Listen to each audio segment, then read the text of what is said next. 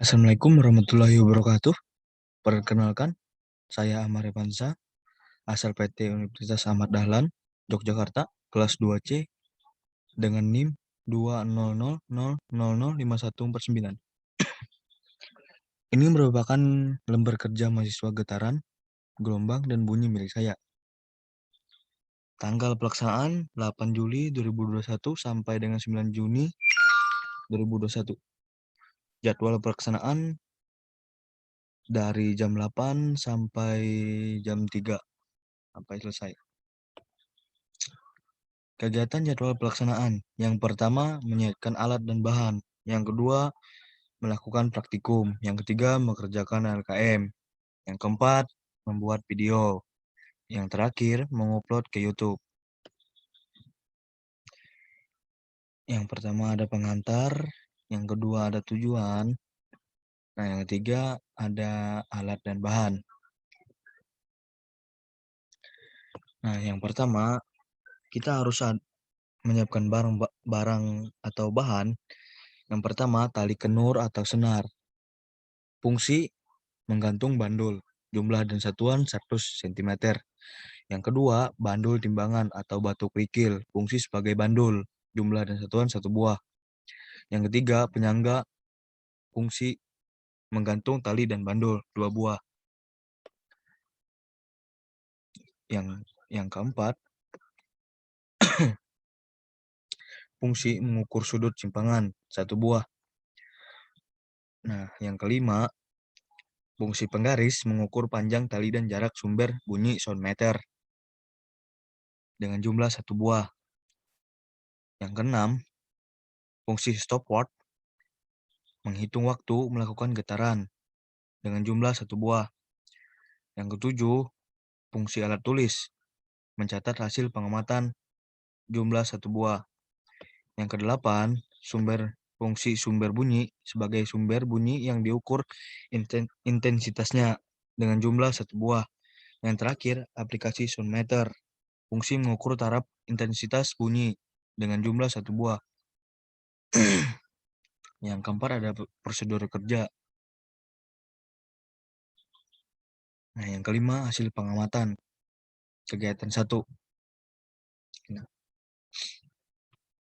Nah, seperti ini ya teman-teman. Contohnya panjang tali 10 cm dengan simpangan derajat 10, jumlah getaran 10, waktu atau sekon 4,11, periode 0,411, frekuensi 2,433.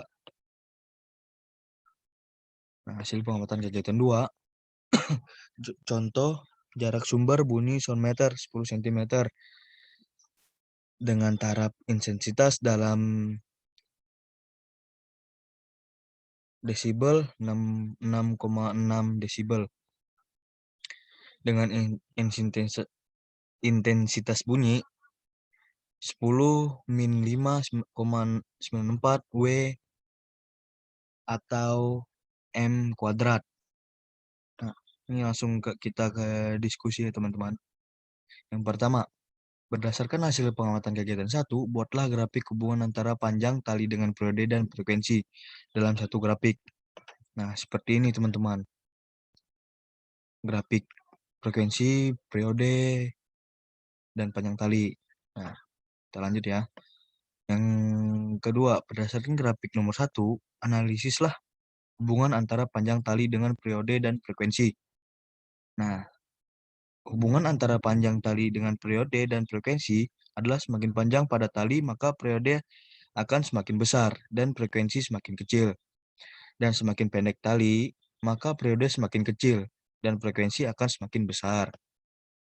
Ketiga, berdasarkan hasil pengamatan kegiatan 1, buatlah grafik hubungan antara sudut simpangan dengan periode dan frekuensi dalam satu grafik.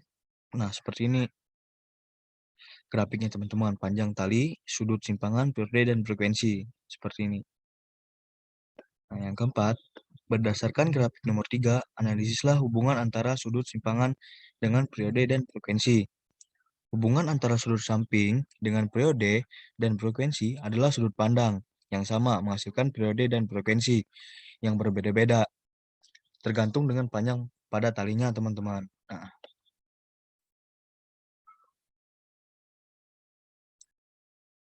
Nah, yang keenam, berdasarkan hasil pengamatan kegiatan 2, buatlah grafik hubungan antara jarak sumber bunyi dengan intensitas bunyi.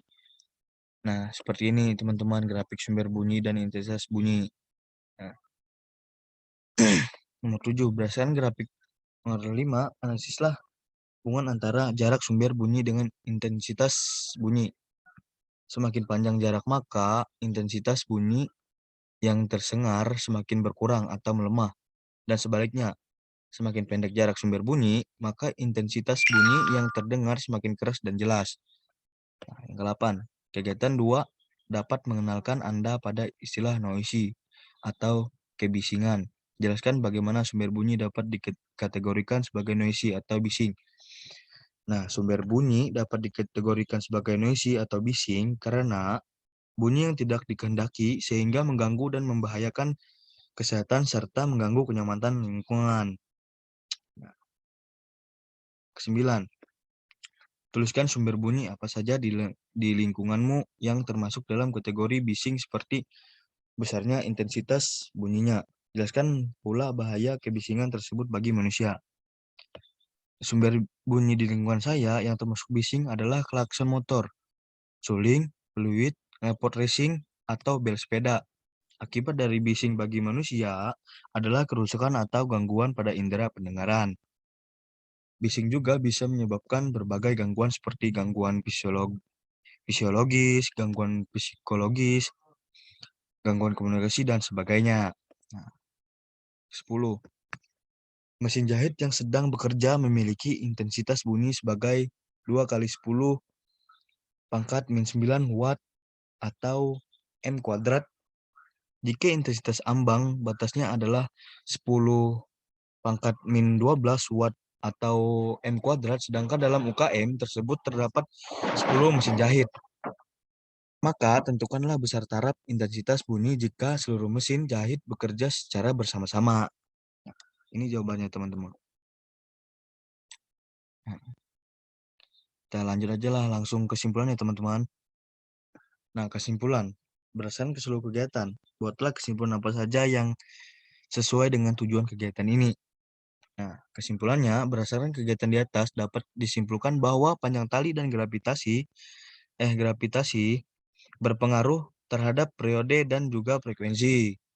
Sedangkan amplitude tidak berpengaruh terhadap periode serta frekuensi. Semakin dekat sumber bunyi, maka intensitas bunyi akan semakin besar.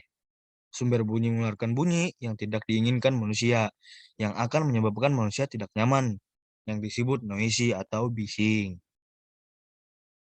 Nah, sekian presentasi dari saya. Mohon maaf bila ada kesalahan. Wassalamualaikum warahmatullahi wabarakatuh.